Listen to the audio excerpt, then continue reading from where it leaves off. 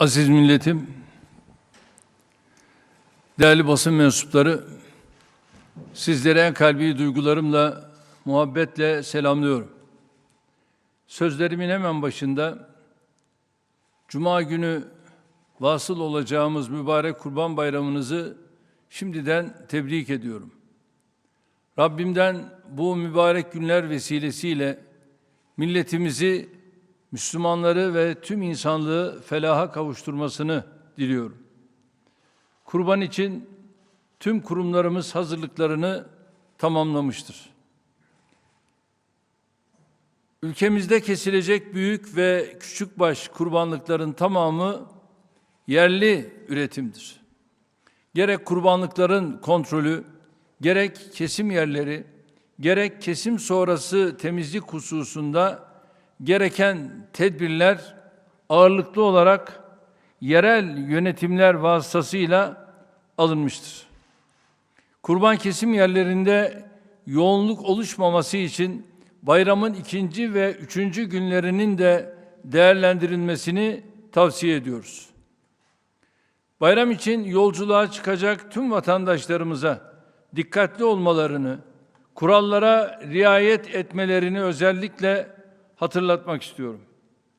Koronavirüs salgınının devam ettiği şu günlerde gerek kurban keserken, gerek bayramlaşırken tamam diye ifade ettiğimiz temizlik, maske, mesafe kurallarından asla taviz vermeyelim.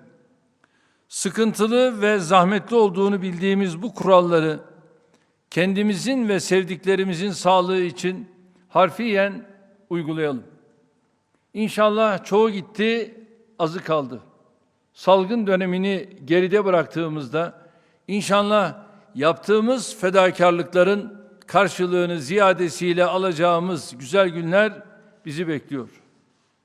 Milletimizin salgın dönemindeki istihdam kaybını önlemek ve sosyal destek ihtiyacını karşılamak için çeşitli kalemlerde 26,5 milyar liralık karşılıksız nakit ödeme yaptık. İnşallah bundan sonra da 83 milyon vatandaşımızın her birinin yanında yer almayı sürdüreceğiz. Diğer yandan bu sabah Mersin'in Mut ilçesinde askerlerimizi taşıyan bir otobüsün kaza yapması neticesi maalesef ölülerimiz ve yaralılarımız olduğunu öğrendik ve bu vesileyle de başta Milli Savunma Bakanım ve Kara Kuvvetleri Komutanımız hemen olay yerine intikal edip mevcut durumlarla ilgili bilgileri aldılar.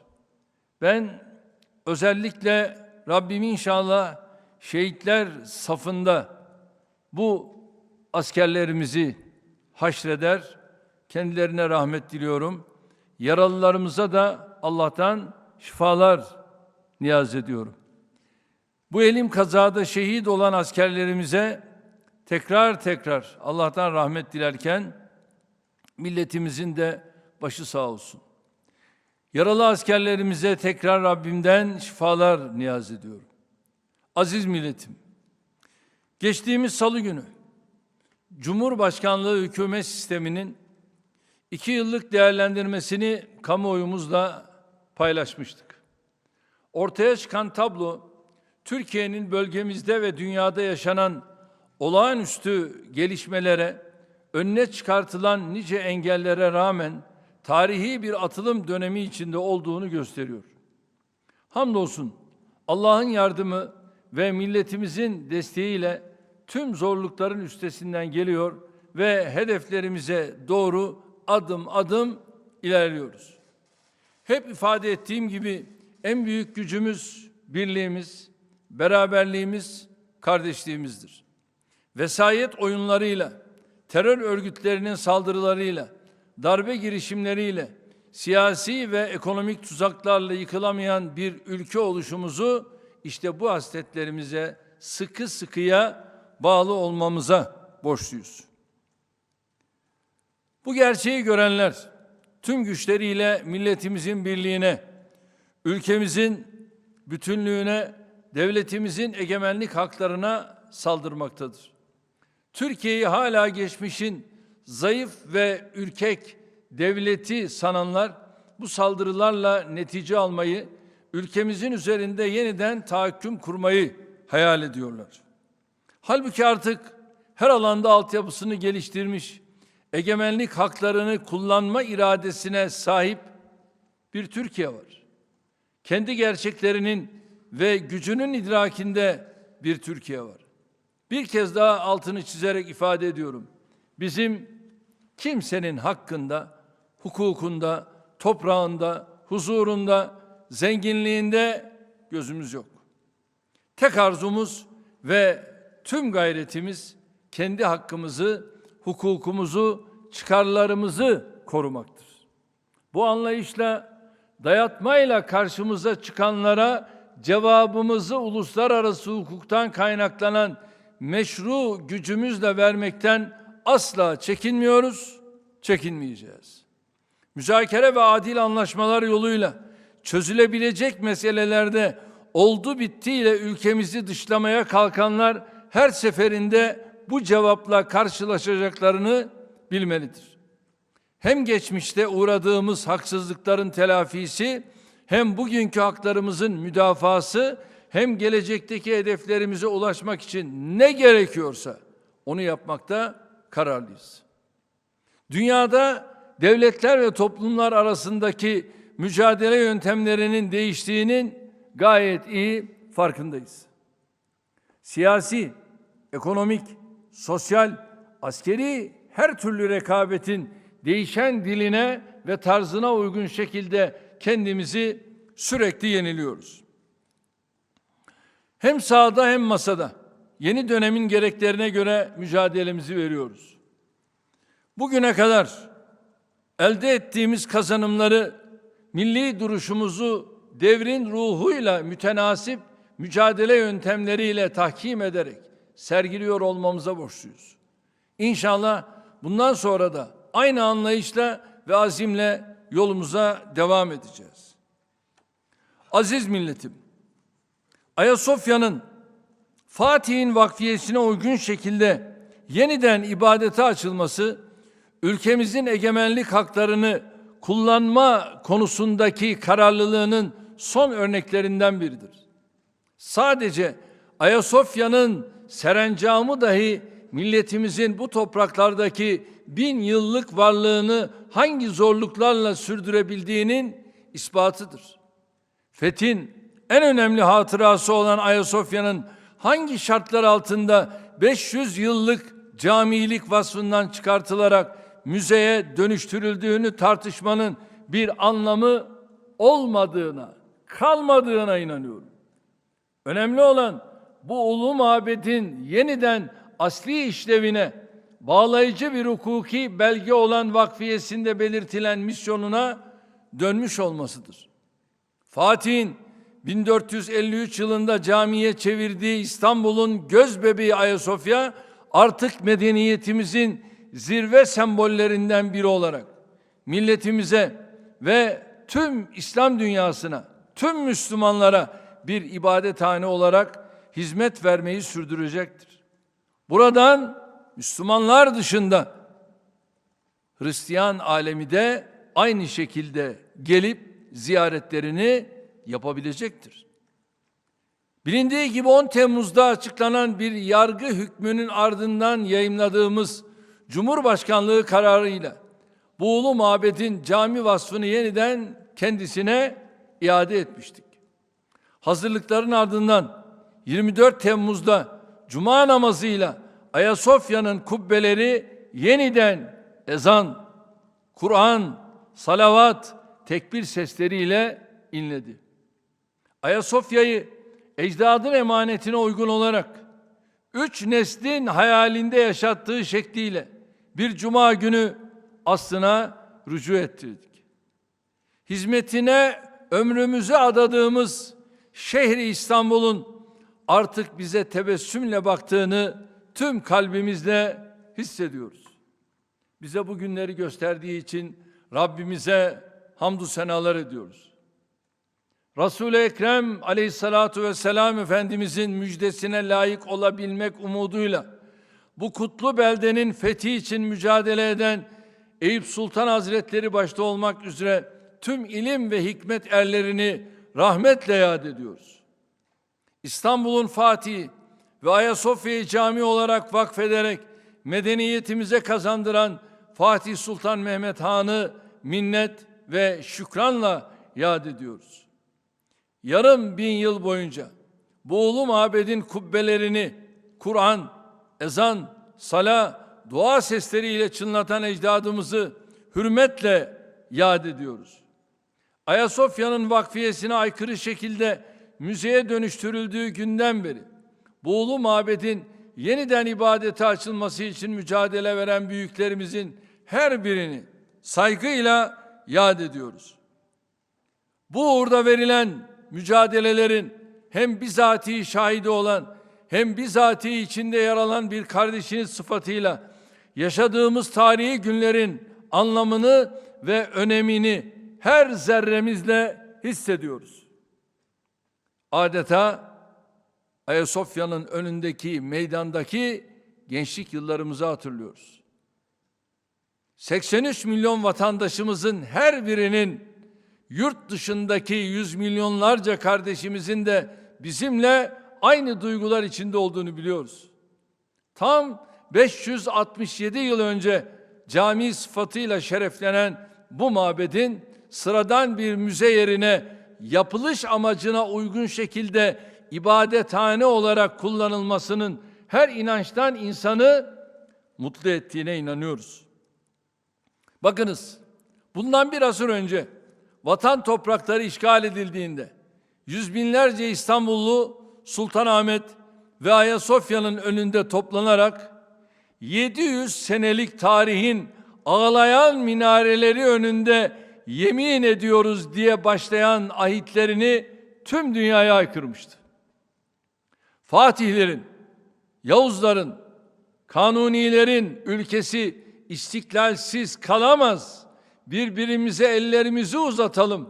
Tek bir hedefe, yalnızca Türk istiklali ve hürriyeti gayesine doğru yürüyelim diyerek şahlanan bu milletin önünde kimsenin duramayacağı birkaç yıl içinde ortaya çıkmıştı. Milletimiz varını yoğunu ortaya koyarak düşmanı topraklarımızdan attıktan sonra da yine bu mabedin kubbeleri şükür dualarıyla inlemişti. Bugün biz de 83 milyon hep birlikte Ayasofya ve Sultanahmet başta olmak üzere tüm camilerimizin minarelerinin önünde yemin ediyoruz ki milletimizin son ferdi de son nefesini vermeden bu mabetler ağlamayacak, mahzun kalmayacaktır. Bugün yeniden yemin ediyoruz ki ezanımıza, bayrağımıza, vatanımıza kimsenin el uzatmasına izin vermeyeceğiz. Türkiye Cumhuriyeti Devleti'nin bağımsızlığının, egemenliğinin maziden atiye kurulan büyük köprünün sembolü olan İstiklal Marşımızda ne diyor? Ruhumun senden ilahi, şudur ancak emeli. Değmesin mabedimin göğsüne namahremeli. Bu ezanlar ki şehadetleri dinin temeli. Ebedi yurdumun üstünde benim inlemeli. Evet, şehadetleri dinin temeli olan ezanlarımızın yurdumuzun üzerinde ebediyen inlemesi için gerekirse kanımızın son damlasına kadar mücadele edeceğiz. Aziz milletim, Türkiye bugün yeni bir diriliş mücadelesi veriyor. Hiç kimsenin bu ülkenin ve bu milletin istiklaline ve istikbaline el uzatmayı aklından dahi geçirememesi için büyük ve güçlü Türkiye'yi inşa ediyoruz. Dahili ve harici bedhahların gizli veya açık tüm saldırılarına rağmen tek yürek, tek bilek, tek vücut olarak 7 düvele karşı vatan müdafası yapıyoruz. Milletimiz bu hakikati gördüğü, bu büyük ve kutlu mücadeleyi sahiplendiği için önümüze çıkan her engeli Rabbimizin yardımıyla aşıyor, hedeflerimize doğru emin adımlarla yürüyoruz. İstiklal mücadelesini yürütürken ülkemizi her alanda mamur etmeyi, geliştirmeyi, ileriye taşımayı da ihmal etmiyoruz.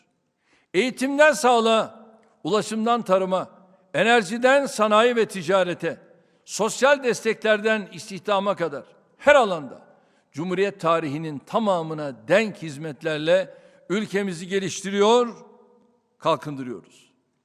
Asırlık hayalleri birer birer hayata geçirirken bu maddi altyapıyı manevi iklimle de kuşatıyoruz. Ecdadın izinden giderek İstanbul'da Ayasofya'yı, Sultanahmet'i, Fatih'i, Süleymaniye'yi yalnız bırakmamak için Büyük Çamlıca'yı, Ataşehir, Mimar Sinan'ı yanlarına yoldaş eyledik. Şimdi de Levent'i, Taksim'i inşa ediyoruz. Aynı şekilde Ankara'da Millet Camii'nden Melike Hatun Camii'ne ülkemizin 81 vilayetinin tamamında inşa edilen benzer eserlere kadar yaptığımız her mabetle vatan topraklarına manevi izlerimizi bırakıyoruz. Ülkemizin dört bir yanında açtığımız okullara, hastanelere, yollara, köprülere, barajlara ve diğer eserlere, bu topraklara vurduğumuz mühürlerimiz olarak gördüğümüz camilerimizle adeta ruh inşa ediyoruz. Bu vatanı ne düşman saldırıları, ne siyasi ve ekonomik krizler, ne de kokuşmuş zihniyetlerini topluma dayatanlar çökertebilir. Milletimizin inancını besleyen kaynaklar diri kaldığı müddetçe bunların hepsinin de üstesinden Allah'ın izniyle geliriz. İnancımızı besleyen kaynaklarımızın fiziki sembolleri camilerimiz, günde 5 vakit okunan ezanları ve kılınan namazlarıyla ayaktaysa, yüce kitabımız Kur'an orada yaşıyor demektir. Camilerimiz 7'den 70'e milletimizin her bir ferdiyle ne kadar dolup taşıyorsa, dinimiz İslam orada dimdik ayakta demektir. Camilerimiz dini ve sosyal etkileriyle hayatımızda ne kadar çok yer tutuyorsa, geleceğimize o kadar güvenli bakabiliriz demektir. Camilerimiz bu ülkenin silüetinde ne kadar öne çıkıyorsa, hedeflerimize o kadar yaklaşıyoruz demektir. Buna karşılık camilerimiz ne kadar boş kalırsa, gönül toprağımız o kadar çoraklaşıyor demektir. Onun için gençlerimize sesleniyorum. Gençler, camilerimizi ihmal etmeyin. Gençler, camilerimizde ne kadar secdeye kapanırsanız, biliniz ki camilerimizle birlikte siz de o kadar güçlü olacaksınız. Camilerimiz ne kadar bakımsız kalırsa, ruh dünyamızdan o kadar uzaklaşıyoruz demektir. Camilerimiz ne kadar sessizliğe bürünürse, akıbetimiz o kadar karanlığa gömülüyor demektir. İşte bunun için Ayasofya'nın yeniden ibadete açılışı, secdelerle yeniden buluşması, camilerden bir caminin hizmete girmesi demek değildir. Bu adımla bir milletin adeta yeniden doğuşuna şahitlik ediyoruz. Bir zamanlar topluca sabah namazları derdik. Ve gençlik olarak lise çağlarımız hep birlikte sabah namazlarına giderdik. Şimdi yeniden aynı dönemin, aynı sürecin başlamasının Ayasofya ile çok ama çok önemli olduğuna inanıyorum. Onun için Cumhurbaşkanınız olarak gençlik, sizden bunu yine bekliyoruz. Bu adımla bir milletin istiklali ve istikbali için yeniden aitleşmesine inşallah ülkemizin ve milletimizin şahitlik ediyoruz. Bu adımla asırlardır özgüveni örselenen bir ümmetin geleceğine yeniden umutla bakışına şahitlik ediyoruz. Bu adımla dünyadaki tüm mazlumların ve mağdurların gönüllerinde yeniden bir ümit ışığının yanışına şahitlik ediyoruz. Rabbim kalbimizdeki niyeti, gönlümüzdeki sevgiyi, yüreğimizdeki ateşi biliyor. Milletimiz için ne diliyorsak, tüm kardeşlerimiz için, tüm insanlık için de aynısını istiyoruz. İnsanlığın 1500 yıllık tarihiyle Ayasofya'da birleşen hak, adalet, güvenlik, barış, huzur, refah temennilerinin hayata geçmesi en büyük dileğimizdir.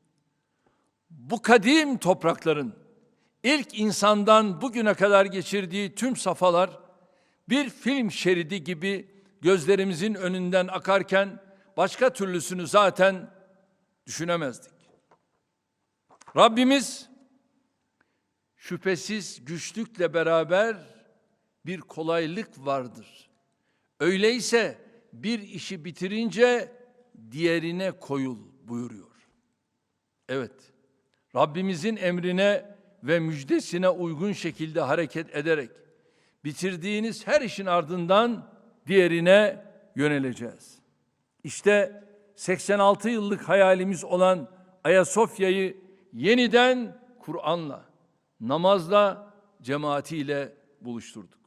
Şimdi vakit milletimiz ve tüm insanlık için yapacağımız diğer işlere yönelme vaktidir. Rabbim bizleri hak yoldan, şehitlerimizin kutlu yolundan, sırat-ı mustakimden ayırmasın diyorum. Ayasofya-i Kebir Camii Şerifinin yeniden ibadete açılmasının milletimize, ümmete ve tüm insanlığa bir kez daha hayırlı olmasını diliyorum. Tabii ki 86 yıldır verdikleri mücadeleyle bu büyük güne vesile olan, katkı sağlayan tüm arkadaşlarımı, başta Kültür ve Turizm Bakanımı ve bunun yanında ibadetle ilgili organizasyonları sürekli olarak yapacak, onun sorumluluğunu üstlenen Diyanet İşleri Başkan ve heyetine. Yine bunun yanında değerli arkadaşlar, bütün bu süreç içerisinde İstanbul Valimizi, Emniyet Müdürünü ve tüm heyetini. Çünkü şu andan itibaren 24 saat açık olacak dedik ya. Ve şimdi orada Sayın Valimin de bana ifade ettiği şekliyle 500 kişilik bir güvenlik ekibi sürekli görev yapacak. Ki her şeyini orada sağlama alalım. Bunun için de İçişleri Bakanıma ayrıca teşekkür ediyorum. Çünkü biz Ayasofya ile birlikte de bazı cuma camilerini, Salatin camileri de bu noktada güvence altına almamız lazım. Aynı şey tabii burası için, Ankara'daki camilerimiz için de geçerli. Ve bu süreç içerisinde gerçekten hat, tesip, bunun yanında yine şu anda Ayasofya'da tabii içeride ve dışarıda yapacağımız birçok çalışma var. Renove etme, restore etme, bütün bu çalışmalarla beraber Ayasofya'mızı gerçekten tüm insanlığa, başta İslam dünyası olmak üzere Hristiyan dünyasına yeni haliyle inşallah takdim etmenin de heyecanı içerisindeyiz. İnşallah bunu da başaracağız. Kalbinde bu kutlu günün hasretiyle ebedi aleme geçen tüm büyüklerimizi, ilim, siyaset ve dava adamlarımızı rahmetle yad ediyorum.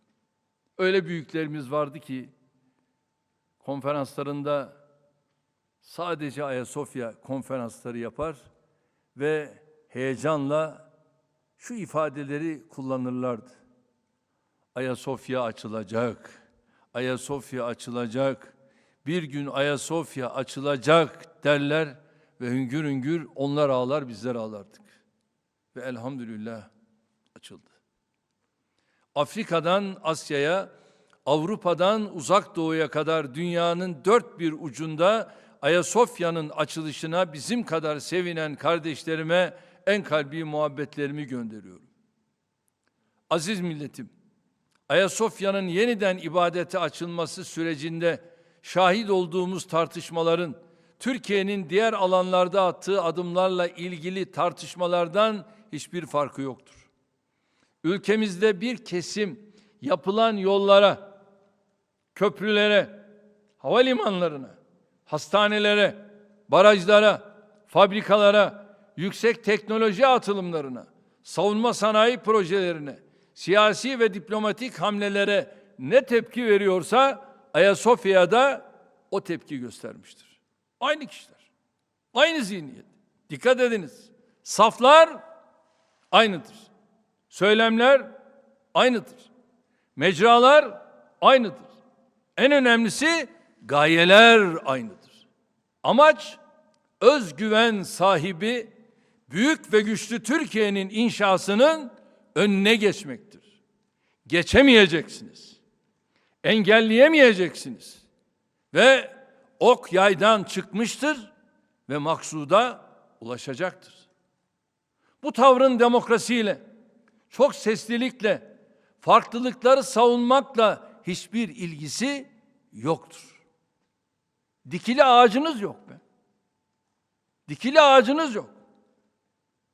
Boğazın altından tünel geçirirsiniz, buna karşı gelirler.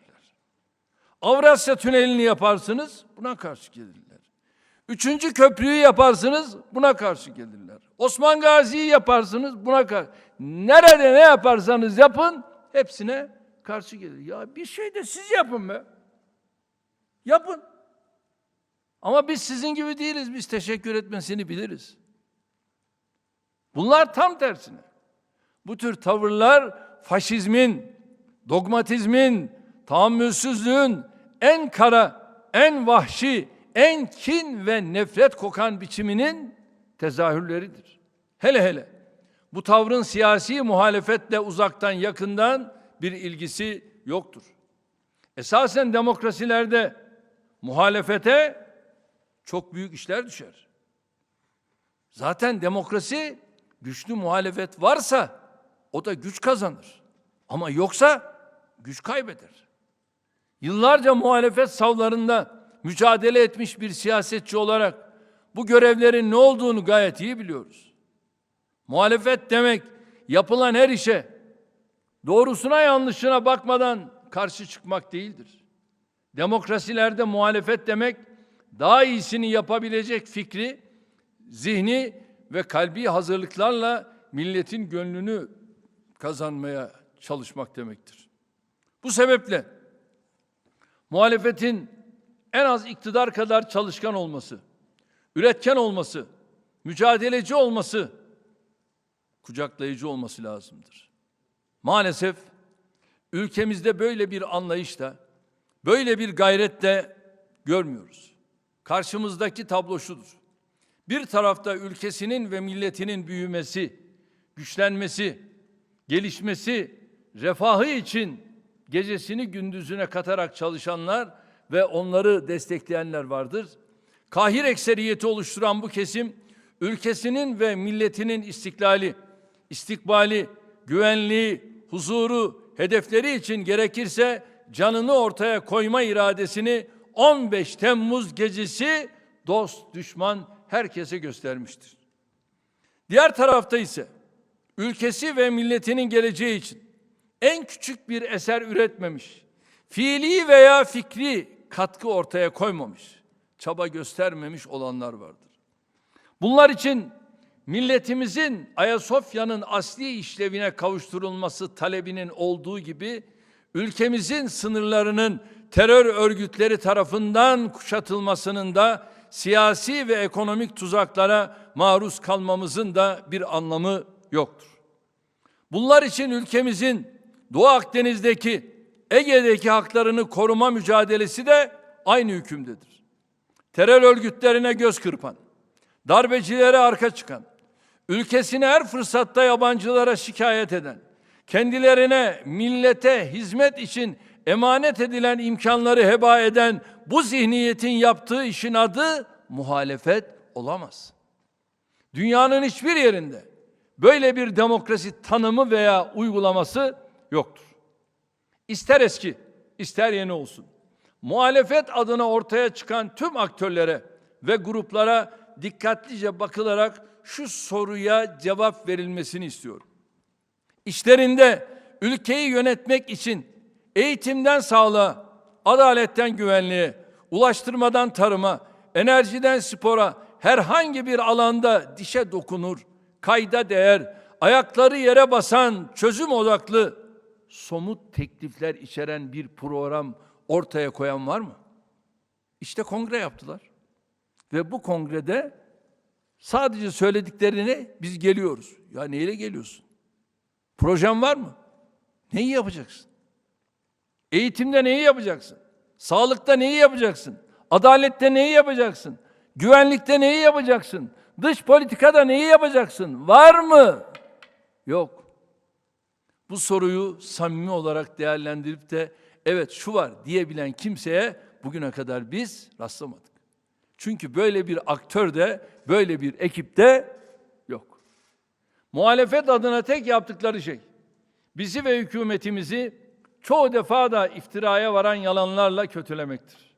Karalamaktır, tahkir etmektir.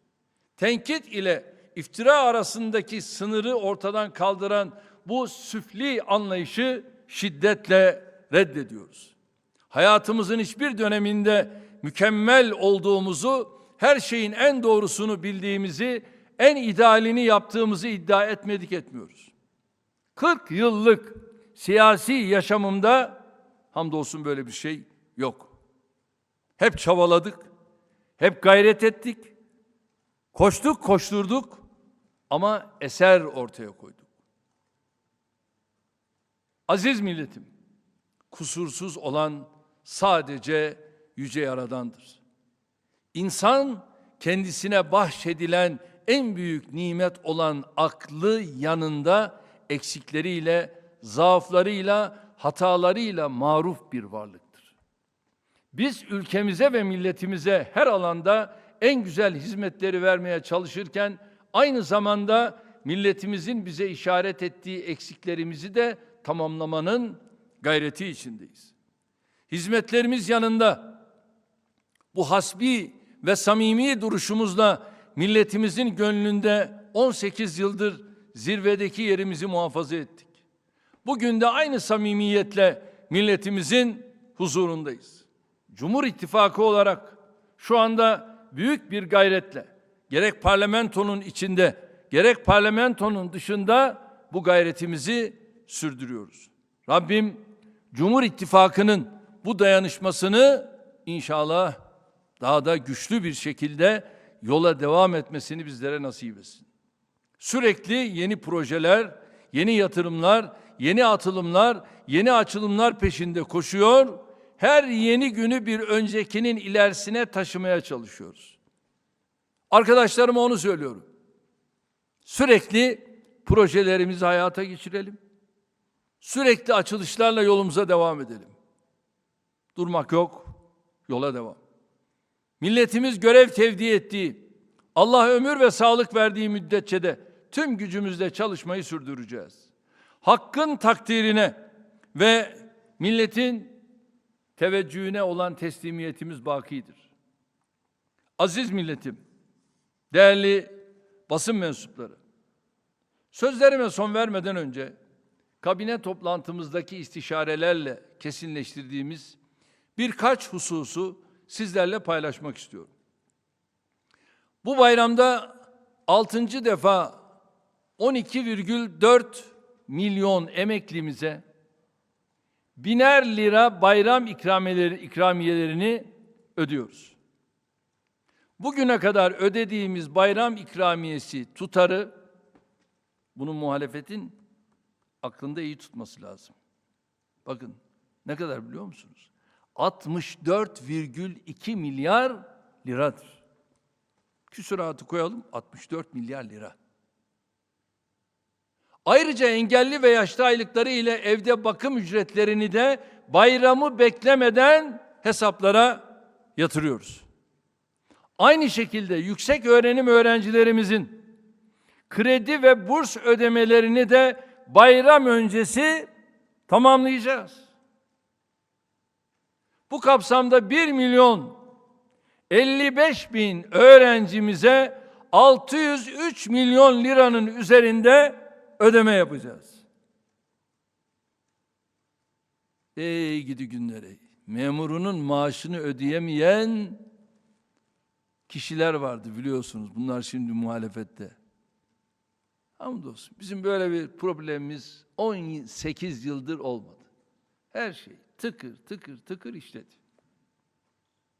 Çiftçilerimizin alın terlerinin hakkını vermek için destekleme ödemelerini hızla sürdürürken Toprak Mahsulleri Ofisimizin alım fiyatlarının da memnuniyet verici seviyelerde gerçekleşmesine özen gösteriyoruz. Hububat ve bakliyat ile çay alım fiyatlarını daha önce açıklamıştık. Bugün de ülkemizin önemli üretim ve ihracat kalemlerinden olan fındık alım fiyatlarını belirledik. Şimdi de onu açıklıyorum. Geçtiğimiz yıl Toprak Mahsulleri Ofisimiz 16,5-17 lira kilogram fiyatı üzerinden alıma çıkmıştı. Bu sayede düşme eğilimi gösteren fındık fiyatları sezon içinde 18-20 lira civarında seyretmiş ve böylece üretici alın terinin karşılığını alabilmişti. Fındık ihraç fiyatının kilogramda 5,8 dolardan 6,72 dolara yükselmesiyle ülkemiz ilave 300 milyon dolar gelir elde etti.